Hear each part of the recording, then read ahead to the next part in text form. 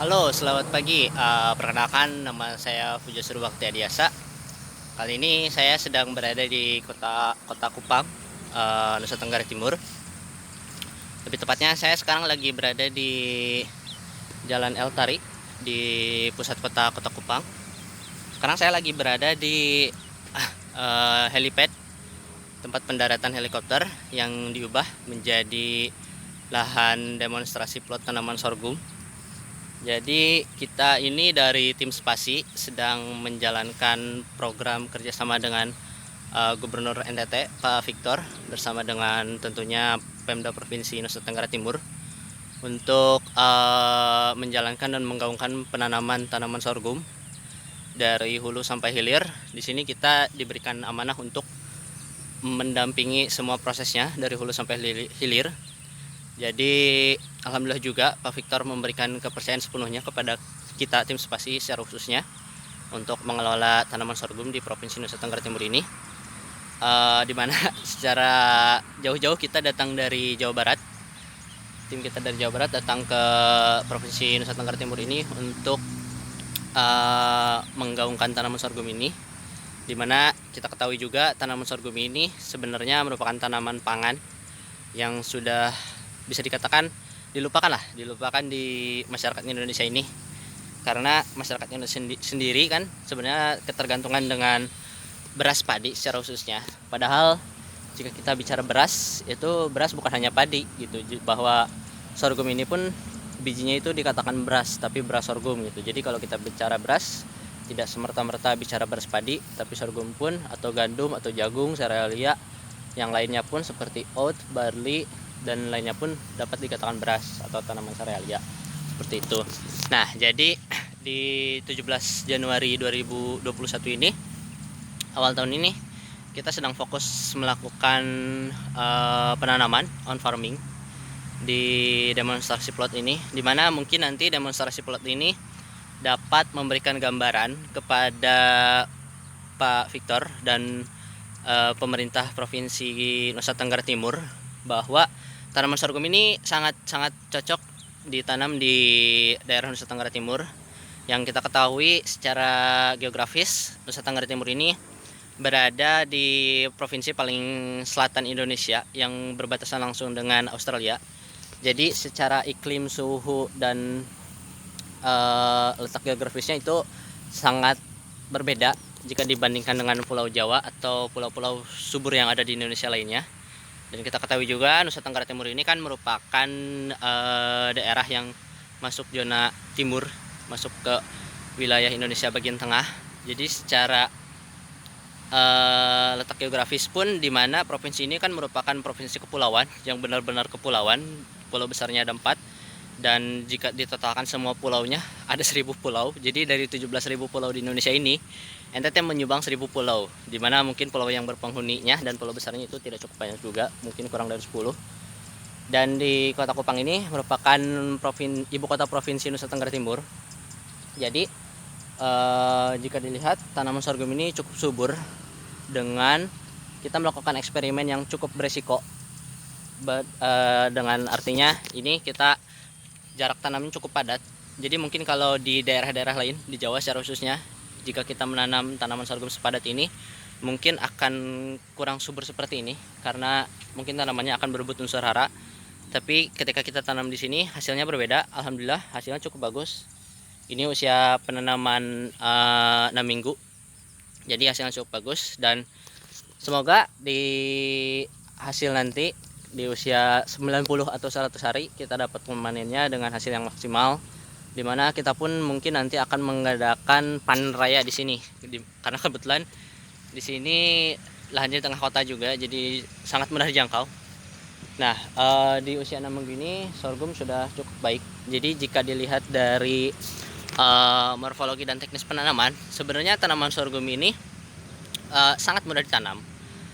Bahkan di India pun tanaman sorghum ini disebut tanaman orang miskin, karena jika kita ketahui juga bahwa di India itu kan banyak wilayah-wilayah yang bisa dikatakan tingkat kemiskinannya cukup tinggi. Jadi masyarakat di sana belum tentu semuanya mengkonsumsi beras, di mana di sana pun ada sorghum jenis-jenis lokal yang masyarakat biasa menanamnya itu dengan ibaratnya menaburkan saja gitu. Jadi tidak dilakukan teknis penanaman. Jadi masyarakat hanya menaburkan saja di lahan-lahan kosong, dan ternyata masyarakat India pun kaget gitu bahwa sorghum ini bisa tumbuh. Artinya tidak memerlukan perawatan, penanaman. Jadi ya tidak ada effort lah untuk menanam ini, dan kita pun coba lakukan ini di sini dengan tidak memupuknya, dengan jumlah tanaman per lubangnya tidak dikonsistenkan gitu, dengan lahan yang berpetak-petak berubah-ubah dengan umur yang berbeda, dan hasilnya cukup bagus gitu. Jadi jika kita bandingkan tanaman sorghum ini dengan tanaman pangan lainnya seperti jagung, beras, gandum ataupun tanaman pangan lainnya, saya rasa secara teknis penanaman sorghum ini cukup menjanjikan dan worth it untuk ditanam gitu. Yang kita ketahui juga kan bahwa gandum itu tidak dapat ditanam di Indonesia, tapi kita mengkonsumsinya sangat-sangat berlebihan gitu, dimana kita selalu mengkonsumsi tepung terigu, mengkonsumsi ya bahan-bahan gandum lainnya gitu. Sedangkan tanaman sorghum ini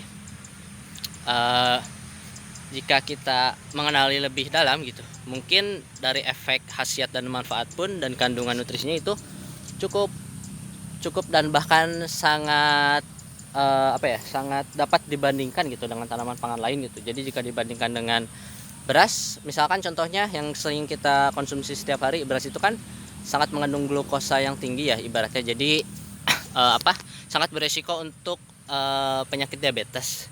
Nah, sedangkan tanaman sorghum ini ibaratnya kandungan glukosanya tidak cukup tinggi dan free gluten. Jadi free gluten itu salah satu kandungan yang memang akhir-akhir ini cukup digaungkan dan cukup ditrenkan oleh masyarakat Eropa, di mana free gluten ini salah satu indikator kesehatan yang banyak manfaatnya. Mungkin nanti teman-teman bisa searching tentang free gluten. Saya pun kurang mengetahui lebih dalam mengenai free gluten yang secara mendetailnya seperti apa dari segi bidang kesehatan. Nah, jadi kita tadi sudah membahas teknik penanaman yang memang sangat-sangat mudah dari tanaman sorghum ini.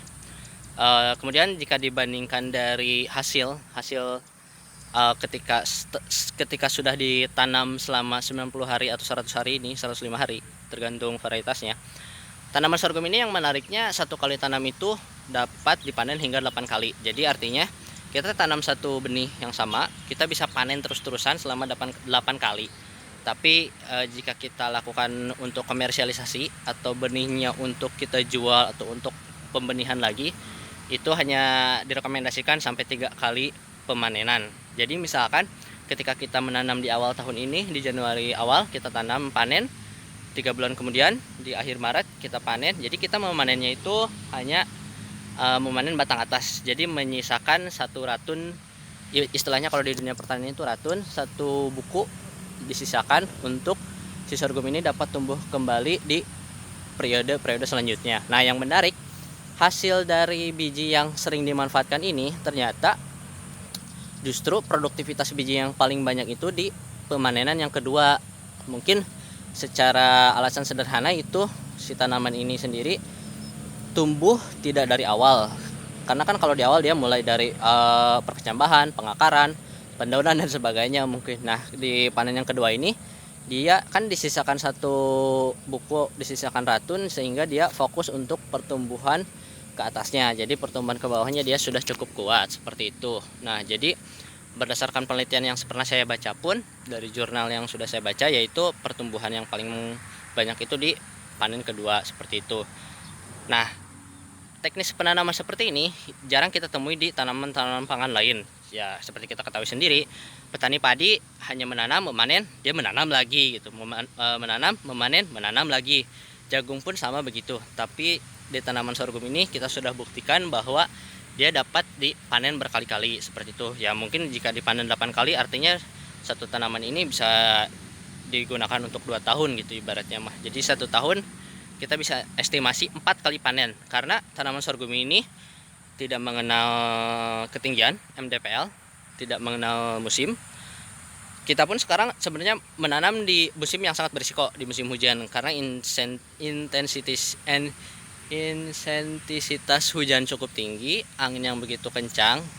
Ya, untuk tanaman-tanaman lain itu benar-benar sangat berisiko, karena ketika awal menanam kan kita ketahui biji atau benih yang ditanam itu sangat rawan untuk tergerus air atau dimangsa hama atau tertutup tanah yang begitu padat. Nah, sorghum ini kita sendiri sudah buktikan, alhamdulillah sudah cukup baik seperti itu. Jadi sangat banyak keunggulan-keunggulan dari tanaman sorghum ini, dan itu menjadikan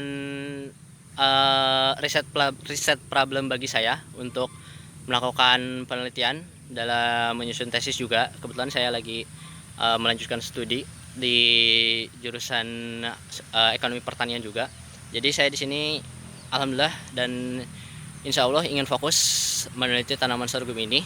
Dan kebetulan saya di S1 sudah melakukan penelitian tentang sorghum, di mana saya S1 dulu mengambil jurusan agribisnis dengan skripsi berjudul sorghum juga. Sekarang saya ingin membuktikan bahwa si sorghum ini di Indonesia dapat dilakukan penanaman secara masif dan dapat perlahan-lahan mensubstitusi kebutuhan pangan atau ketahanan pangan di Indonesia ini. Jadi cita-cita saya kedepannya Indonesia tidak usah lagi mengimpor beras, mengimpor gandum, mengimpor terigu. Kita dapat mensubstitusi kebutuhan pangan kita hanya dengan 1,8 juta hektar, berdasarkan yang sudah saya riset juga dari jurnal, bahwa jika Indonesia ingin mensubstitusi ketahanan pangannya ini, Indonesia harus menanam 1,8 juta hektar tanaman pangan apapun pada dasarnya. Tapi kan kalau kita menanam padi, ya padi udah banyak. Kita menanam jagung juga, ya jagung gitu-gitu aja, tidak dapat dengan mudah dikonsumsi untuk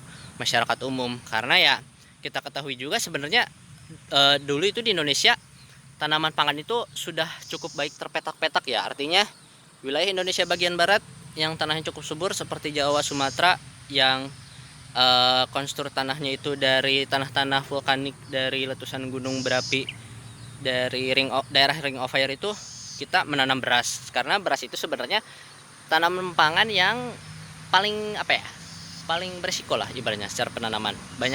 Banyak hama yang dapat tumbuh. Secara penanaman harus membutuhkan intensititas air yang cukup banyak. Ya kita ketahui juga di Jawa bahwa lahan-lahan sawah itu digenangi air ya, padahal padi kan bukan tanaman air gitu sebenarnya. Jadi ya kelemahan beras ada di situ gitu. Dan secara efek samping pun karena kita mengkonsumsinya terlalu berlebihan, ya kita sudah merasakan ini gitu, bahwa penyakit diabetes di Indonesia cukup tinggi gitu. Jadi sangat tidak sehat lah. Meskipun sekarang banyak juga yang memproduksi atau menggaungkan beras organik, terus beras hitam, beras merah, beras lainnya, saya rasa itu cukup baik gitu. Jadi yang saya yakini itu segala sesuatu itu jangan dikonsumsi secara berlebihan gitu ya. Saya pun dulu merasakan mengkonsumsi nasi 1 hari 3 kali, dan jika dirata-ratakan 1 tahun itu kita bisa mengkonsumsi 100 kilo nasi per orang. Wah, itu angka yang cukup tinggi gitu jika dibandingkan negara-negara lain. Dan fakta menarik tentang beras dan perbandingan sorghum juga, kalau kita bicara orang Indonesia itu kan rata-rata belum makan kalau belum makan nasi. Karena kan nasi itu pada dasarnya mengenyangkan gitu jika dibandingkan dengan ya orang luar negeri yang mereka mungkin jarang sekali mengkonsumsi nasi. Mereka kebanyakan mengkonsumsi gandum dari roti, terus oat yang diolah jadi oatmeal atau makanan oat lainnya, pancake yang dari tepung terigu atau tepung gandum juga gitu. Jadi kenapa Indonesia sangat terfokus untuk ibaratnya masalah hal perut. Nah, sorghum ini sebenarnya jika dibandingkan tingkat konsumsinya itu 1,5 kali lebih mengenyangkan dibanding nasi. Nah, jadi jika alasan kenyang bagi masyarakat Indonesia itu bisa diatasi oleh sorghum, juga itu satu hal yang baik tentunya gitu. Namun berdasarkan yang sudah saya kaji juga, memang tidak mudah untuk merubah kebiasaan, karakteristik, habit dari orang Indonesia ini, di mana orang Indonesia kan biasa mengkonsumsi beras dalam bentuk fisik nasi gitu, yang bulat-bulat kayak gitu. Ketika kita sajikan sorghum yang notabene bentuknya biji seperti biji kedelai, jagung dan sebagainya, jadi masyarakat Indonesia ini kurang dapat beradaptasi untuk mengkonsumsinya. Jadi merasa aneh untuk mengkonsumsi biji seperti mengkonsumsi kacang hijau gitu, merasa aneh. Jadi mereka hanya terbiasa untuk mengkonsumsi nasi. Jadi oleh karena itu juga Di awal tahun ini saya berpikir untuk mengolah sorghum ini menjadi beras analog gitu ya, dimana saya sudah mungkin kurang lebih 2 tahun menggaungkan sorghum ini untuk menjadi substitusi bahan pangan pengganti beras. Agak cukup susah karena masyarakat mengira masih aneh untuk mengkonsumsi biji. Kita ubah sorghum ini menjadi tepung, kemudian dari tepung kita bentuk menjadi beras analog yang secara notabene bentuk berasnya akan sama gitu. Nah, mungkin cukup sekian dulu video dari saya. Nanti akan saya lanjutkan.